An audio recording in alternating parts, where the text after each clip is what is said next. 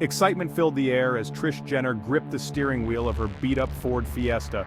Beside her, Darry, her younger brother, hummed along to the radio, oblivious to the knot of unease twisting in Trish's gut.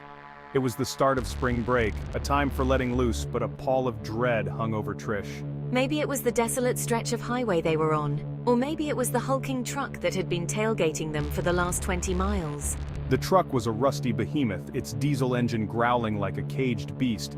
Every time Trish glanced at the rearview mirror, she was met with the same unsettling sight, a dark silhouette behind the grimy windshield. The driver remained an enigma, shrouded in shadows. A shiver ran down Trish's spine. She tried to shake off the feeling, telling herself it was just her imagination running wild. But deep down, a primal fear whispered that something was terribly wrong. As dusk began to settle, casting long, eerie shadows across the highway, the truck suddenly veered onto the shoulder ahead of them. Relief washed over Trish, only to be replaced by a fresh wave of apprehension as the truck's brake lights flashed. Darry, sensing his sister's fear, fell silent. Don't stop, Trish. Just keep driving. Trish hesitated, torn between reason and a growing sense of dread, but it was too late. The truck driver was already out of his vehicle, a hulking figure silhouetted against the dying light. He was heading towards their car. The man's face was obscured by the shadows of his wide-brimmed hat, but Trish could feel his gaze piercing through her, cold and calculating. It was as if his eyes were drilling into her soul, searching for something hidden deep within. He gestured towards the side of the road, his movements slow and deliberate, almost as if he was savoring the moment. His voice was a low growl that sent shivers down her spine, a sound that seemed to resonate with the very essence of fear itself. You kids need some help? Fear choked Trish's voice. She shook her head, her mind racing with thoughts of escape. Her grip tightened on the steering wheel, knuckles turning white with the pressure. No, we're fine, just got a little lost, that's all. The words felt hollow, even to her own ears. The man took a step closer, his presence looming larger and more menacing. His shadow fell over the car like a shroud, enveloping them in darkness. Trish's hand instinctively reached for the gear shift, her heart pounding in her chest. She was ready to make a run for it, the engine humming with potential energy. You sure about that? The man chuckled, a sound that seemed to echo in the stillness of the evening, amplifying the tension. It was a chilling sound that reverberated through the night, making the hairs on the back of her neck stand on end. This ain't no place for kids to be alone after dark, especially not with the creeper on the loose. The creeper. The name alone was enough to send a wave of dread through her. Trish had heard the whispers, the stories that seemed too terrifying to be true. The chilling tales passed around campfires and whispered in hushed tones, each retelling more horrifying than the last. An urban legend, they called it. A story meant to scare, but with a kernel of truth that made it all the more frightening. A monstrous creature that preyed on unsuspecting travelers, lurking in the shadows, waiting for the perfect moment to strike, leaving behind a trail of blood and terror, a grim reminder of its existence. Remember that story Mrs. Henderson used to tell us about the prom couple that disappeared on their way to the dance?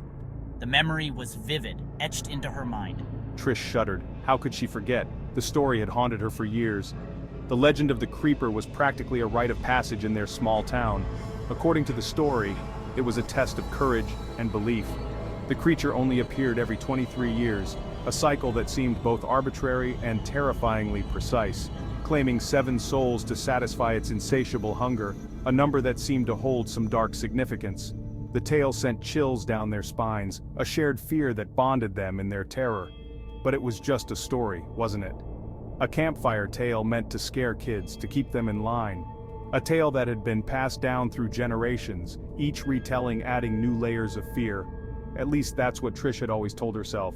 It was a way to keep the fear at bay, to rationalize the irrational. Old wives' tale, Trish muttered, the words feeling like a fragile shield against the encroaching darkness. She was trying to convince herself as much as Darry. But the driver's words, the way he spoke of the creeper with such chilling certainty, it was as if he had seen it with his own eyes. It planted a seed of doubt in her mind. The man chuckled again, a low, guttural sound that seemed to vibrate through the air. Suit yourselves, kids. But you see that old church up ahead? Stay away from there. His voice carried a weight of warning, a sense of impending doom. That's where it all started. That's where they found. The words hung in the air, unfinished, but heavy with implication. "Just get home safe, you hear?" His tone softened, but the underlying menace remained. And with that, he turned, his silhouette blending into the darkness. He lumbered back to his truck, each step echoing in the still night air, leaving Trish and Darry frozen in fear, their minds racing with the possibilities of what lay ahead. The encounter with the truck driver left Trish shaken, but she tried to rationalize it, to convince herself it was just a creepy coincidence. She took deep breaths, attempting to calm her racing heart, but the unease lingered like a shadow. Still, as they drove past the dilapidated church the man had pointed out, she couldn't shake the feeling of unease. The building seemed to loom over them, its presence oppressive and foreboding. The church stood on a lonely hill overlooking the highway, its steeple a skeletal finger pointing accusingly at the sky. The darkening sky only added to the sinister atmosphere, casting long shadows that seemed to reach out towards them. Broken stained glass windows stared out like vacant eyes, and the once bright paint was now peeling and faded, revealing the rotting wood beneath. The air around the church felt heavy, as if it held secrets too dark to be spoken aloud. "He's gone, Trish. Let's just go. We shouldn't be here." Trish wanted nothing more than to put as much distance between them and that eerie encounter as possible. She pressed her foot down on the accelerator, the car speeding away on the empty road, but her mind was still trapped in that moment. But as she looked in the rearview mirror, her heart sank. The reflection showed the same menacing truck, its headlights like eyes boring into her soul. The truck was still there, parked on the side of the road, its hulking form silhouetted against the fading light. It seemed to be waiting, watching, a silent predator in the twilight. It was as if the driver was watching them, waiting for them to make a move. His presence was a dark cloud hanging over them, a constant reminder of the danger they were in. And then, as they watched in horror, the driver emerged from the church. His movements were slow and deliberate, each step echoing with a sense of dread. He was dragging something large and heavy behind him, something that thumped sickeningly against the ground. The sound was a grotesque symphony that made Trish's skin crawl. What was that man doing? Was he burying something? The question hung in the air, heavy with implications. Curiosity warred with fear in Trish's mind. She knew they should leave, but something compelled her to stay, to uncover the truth behind the unsettling scene. Darry, his face ashen, pleaded with her to leave, but Trish couldn't tear her eyes away from the gruesome scene unfolding before her. She had to know. The need for answers was a burning fire within her. Against her better judgment, she pulled the car over to the side of the road and turned to Darry, her voice a strained whisper.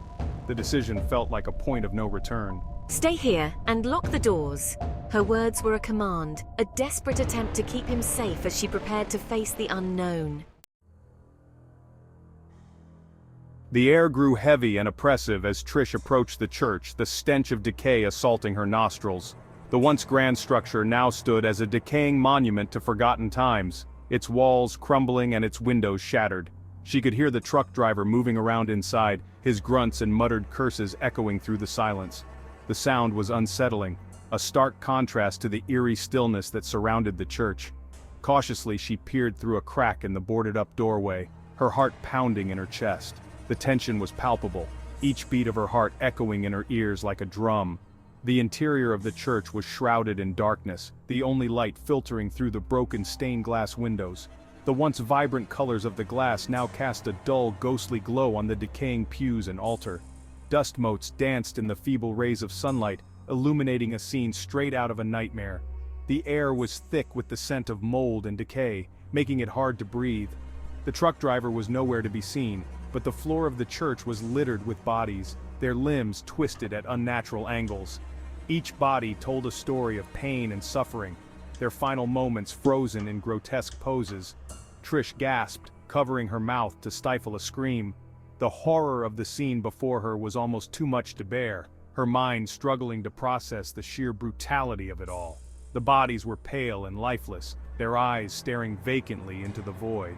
It was as if their souls had been ripped from their bodies, leaving behind empty shells. They were dressed in clothes that seemed to span decades, from a flapper dress to a Letterman jacket, each outfit a chilling reminder of lives cut tragically short. The diversity of the clothing hinted at the long history of horror that had taken place within these walls. And then, she saw it. a glimmer of hope, or perhaps a new horror waiting to be uncovered. A trapdoor in the floor, slightly ajar, leading down into the darkness below. It beckoned her, a silent invitation to uncover the secrets hidden beneath the church.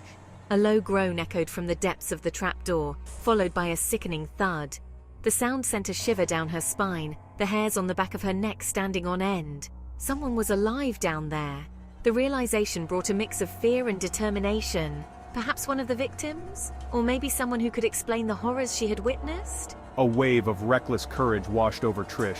She couldn't leave without knowing the truth. She had to help them, even if it meant facing whatever horrors lurked below. Her resolve hardened. She took a deep breath and prepared herself for what lay ahead. Ignoring the voice of reason screaming at her to run, Trish grabbed a rusty shovel leaning against the wall and slowly descended the creaking wooden steps into the darkness. Each step creaked ominously, the sound echoing in the confined space. The air grew thick and suffocating as she descended, the stench of decay almost unbearable. It felt as though the darkness itself was pressing in on her, making it hard to breathe. The sound of dripping water echoed through the darkness, each drop like a hammer blow against the silence. The rhythmic dripping was both a comfort and a torment, a reminder that she was not alone in the darkness. Suddenly the steps gave way beneath her feet, and Trish tumbled into the darkness, the shovel clattering down beside her. The fall was disorienting, her world spinning as she hit the ground. She landed hard, the air knocked from her lungs. Pain shot through her body, but she forced herself to stay conscious. As she lay there struggling to catch her breath, she heard a voice, weak and raspy, coming from the darkness ahead. The voice was barely more than a whisper, but it was enough to send a chill down her spine. Help me!